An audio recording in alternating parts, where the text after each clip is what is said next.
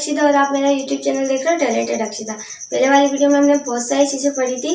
अब हम नए चीज़ स्टार्ट करेंगे जो है चैप्टर 1। एनसीईआरटी का कोर्स है, साइंस का है, जिसका चैप्टर 1 है रासायनिक अभिक्रियाएं और समीकरण। तो वो पढ़ेंगे। इसमें हम उसके प्रकार, समीकरण को संतुलित किया जाता है, वो सब पढ़ेंगे और रासायनिक अभिक्रियाओं के जो प्रकार होते हैं वो भी पढ़ेंगे। तो चलिए चलते हैं। चलिए अब हम पढ़ेंगे रासायनिक अभिक्रिया। रासायनिक अभिक्रिया में उनके सभी प्रकार नहीं है, रासायनिक अभिक्रिया एवं समीकरण है।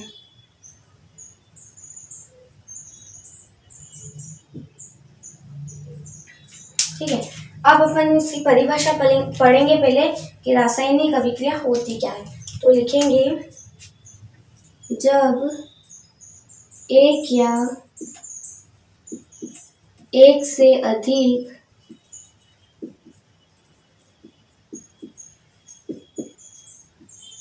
पदार्थ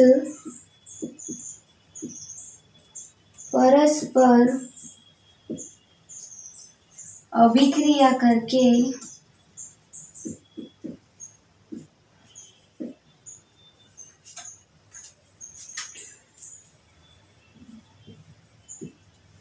नए पदार्थ बनाते हैं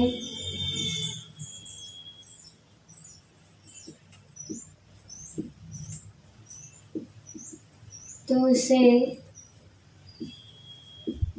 रासायनिक अभिक्रिया कहते हैं। अभिक्रिया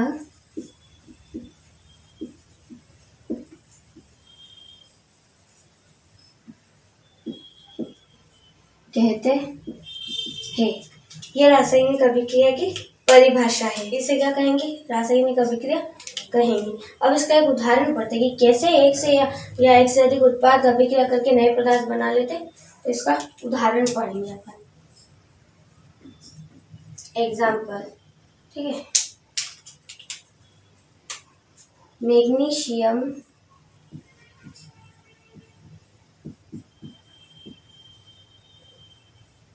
जब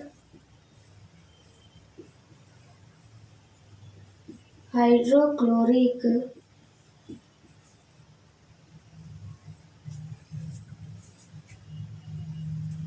अम्ल से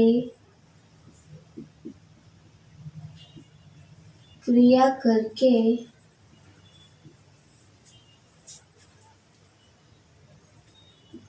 मैग्नीशियम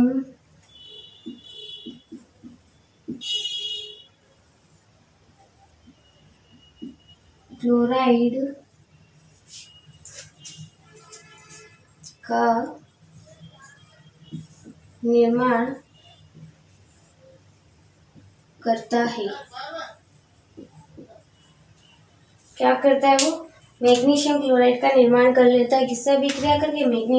हाइड्रोक्लोरिक अम्ल से। क्या लिखेंगे अपन? Mg, मैग्नीशियम होता है प्लस हाइड्रोक्लोरिक अम्ल HCl। उसके बाद ये अभिक्रिया करी इसने, तो क्या बन जाएगा? Mg के साथ Cl जुड़ेगा तो MgCl2 प्लस ये H के साथ ये H गैस के रूप में बाहर निकल जाएगा, जो H2 के रूप में निकलेगा। अब देखिए समीकरण असंतुलित है, यानी कि दोनों जगह बराबर नहीं है। इधर Cl2 है, इधर Cl एक ही है, इधर H2 है, इधर H एक ही है। तो अपन इसके आगे 2 लगा देंगे, ये बराबर हो जाएगा, बाकी ये बराबर है। तो इस प्रकार से रासायनिक अभिक्रिया क्या करती है? आपस में अभिक्रिया करती है। मतलब एक या एक से अधिक पदार्थ, एक या उससे अधिक पदार्थ मिलकर क्या कर लेते हैं? नए पदार्थ का निर्माण कर लेते हैं। तो ऐसी अभिक्रिया क्या कहलाती है? रासायनिक अभिक्रिया कहलाती है। ये जो रासायनिक अभिक्रिया है, इसके 2 भाग होते हैं।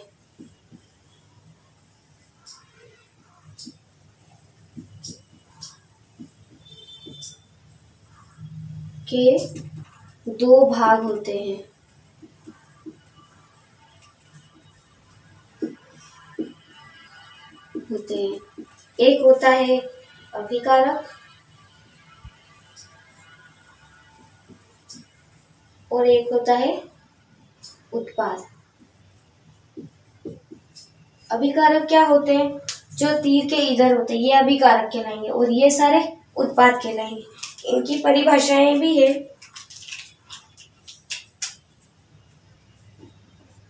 पहला अभिकारक,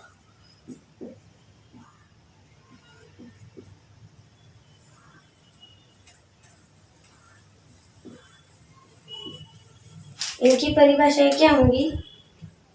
वे कारक जो अभिक्रिया में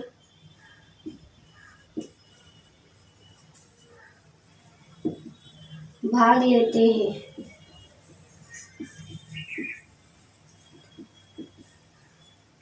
अभिकारक कहलाते हैं।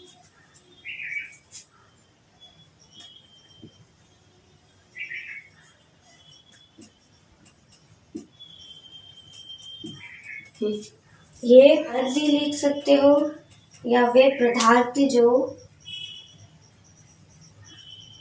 अभिक्रिया में भाग लेते हैं वो क्या कहलाते हैं? अभिकारक कहलाते हैं। और दूसरा है उत्पाद।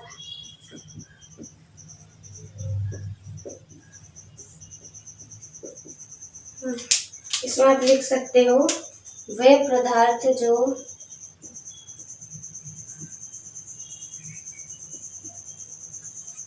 अभिक्रिया के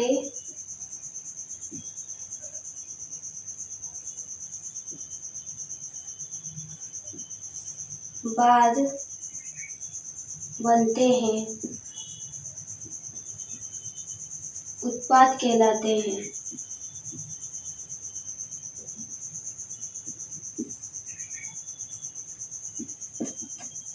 या फिर आप इसे भी लिख सकते हैं कि जिनका निर्माण अभिक्रिया के बाद होता है वो क्या कहलाते हैं? उत्पाद कहलाते हैं। तो ये है पूरे रासायनिक अभिक्रिया के बारे में। इसकी परिभाषा है जब दो या दो से अधिक पदार्थ मिलकर नए पदार्थ बनाते हैं तो वो रासायनिक अभिक्रिया कहलाती है। रासायनिक अभिक्रिया के दो भाग होते हैं, एक तरफ अभिकारक होते हैं और एक तरफ उत्पाद होते हैं। अभिकारक ये अभिक्रिया में जो भाग है और उत्पाद जो अभिक्रिया के बाद में बनते हैं। तो ये रासायनिक अभिक्रिया के बारे में छोटी सी जानकारी। अब इसका स्क्रीनशॉट ले लीजिए, उसके बाद आगे पढ़ेंगे रासायनिक समीकरण के बारे में। चलिए अब हम देखेंगे रासायनिक अभिक्रिया के प्रेक्षण। प्रेक्षण का मतलब हम उन्हें किस तरह से देख के पता लगा सकते हैं। रासायनिक अभिक्रिया के प्रेक्षण। अवस्था में परिवर्तन। किस तरह से परिवर्तन होगा? अवस्था में उसकी अवस्था चेंज होगी। जैसे ठोस से द्रव हो रहा है, द्रव से गैस हो रहा है, या बहुत ज़्यादा गर्म हो रहा है, उसकी अवस्था एक के बाद एक बदल रही है। कभी बुलबुले उठ रहे हैं, कभी पटाखे फूट रहे हैं। तो इस तरह की अवस्थाएं होगी, इससे अपन पता लगा सकते हैं कि रासायनिक अभिक्रिया हो रही है। दूसरा है रंग में परिवर्तन। अभिक्रिया होने पर कभी कभी पदार्थ का रंग भी बदल जाता है, तो उस रंग के माध्यम से भी अपन बता सकते हैं कि रासायनिक अभिक्रिया हो रही है। फिर है तापमान में परिवर्तन। तापमान में देख सकते हैं कभी पानी बहुत ठंडा, फिर उसको अभिक्रिया करो, गर्म करो तो वो गर्म हो जाएगा, तो उस तरह से। और गैस का उत्सर्जन। गैस का उत्सर्जन, धुआं निकल रहा है, बुलबुले फुटके हो रहा है, पानी की बूंदे जल वाष्प के रूप में बाहर निकल रही है, तो इस तरह से उत्सर्जन होगा। तो अपन इन चार माध्यम से पता लगा सकते हैं कि रासायनिक अभिक्रिया हो रही है। प्रेक्षण का मतलब उसको देखकर बताना। ठीक है, अब हम देखेंगे रासायनिक समीकरण। किस तरह से होती है रासायनिक अभिक्रिया। रासायनिक समीकरण अब हम पढ़ेंगे। जो अपन रासायनिक अभिक्रिया करते हैं उनको समीकरण के रूप में लिखा जाता है, तो ये पढ़ेंगे। तो इसकी परिभाषा पहले देखेंगे क्या होती है। तो जब हम लिखेंगे इसकी, किसी रासायनिक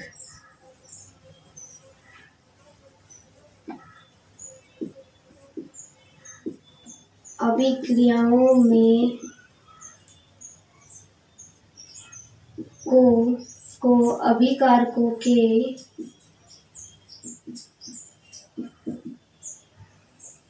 एवं उत्पादों के प्रतीक तथा रासायनिक सूत्र का प्रयोग करके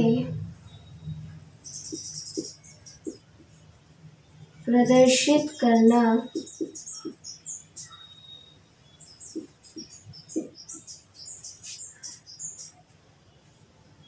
रासायनिक अभिक्रिया कहलाती है।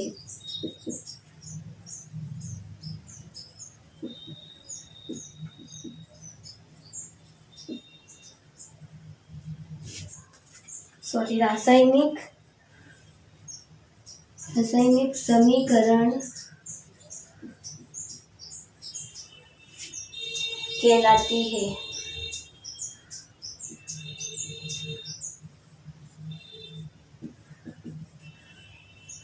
इसका उदाहरण देखेंगे अपन, जैसे Mg+O2, तो क्या बन जाएगा MgO। लेकिन यहाँ ऑक्सीजन एक है और यहाँ पे दो है, यहाँ पे एक ही, तो हम इसके आगे 2 लगा देंगे। रासायनिक समीकरण को हम इस रूप में लिख सकते हैं। इसी रूप में लिखा जाता है तो वो रासायनिक समीकरण कही जाती है। ये आप पूरा लिख लीजिए। एक रासायनिक समीकरण लिखना और एक वो भी इसी में बता देती हूँ मैं, फिर आप इसका स्क्रीनशॉट ले लीजिएगा। ठीक है, तो अब अपन देखेंगे रासायनिक समीकरण को कैसे लिखा जाता है। रासायनिक समीकरण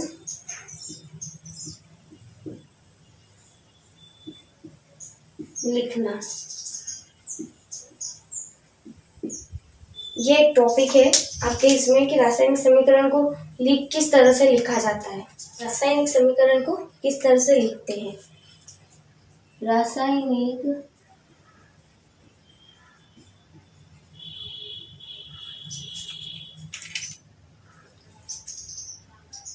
समीकरण लिखते समय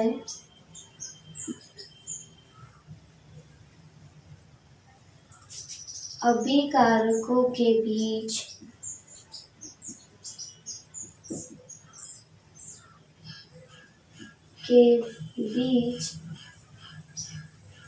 प्लस, जिसको योग भी बोलते हैं, का चिन्ह लगाकर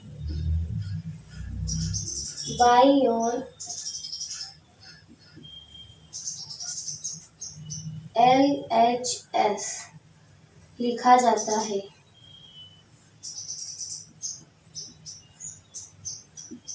LHS मतलब लेफ्ट हैंड साइड। LHS यानी कि अपनी कॉपी से बाईं ओर, यानी कि इस साइड से, तो इस साइड लिखा जाएगा LHS। तथा उत्पाद के बीच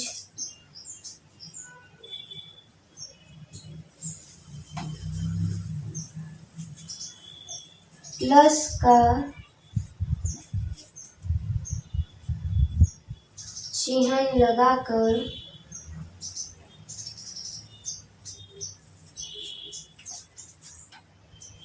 RHS लिखा जाता है, इसको राइट हैंड साइड बोला जाता है। तो ये होती है रासायनिक अभिक्रिया। रासायनिक समीकरण किसे कहते हैं और किसको किस तरह से लिखते हैं। तो आज आप इसका स्क्रीनशॉट ले लीजिए।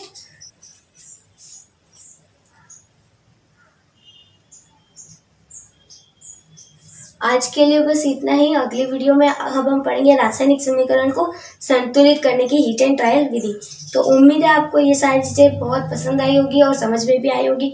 तो प्लीज़ मेरे चैनल को लाइक, सब्सक्राइब, कमेंट ज़रूर कीजिए और ज़्यादा से ज़्यादा शेयर कीजिए ताकि ये सब लोग पढ़ सके। Thank you. नेक्स्ट वीडियो में फिर मिलेंगे।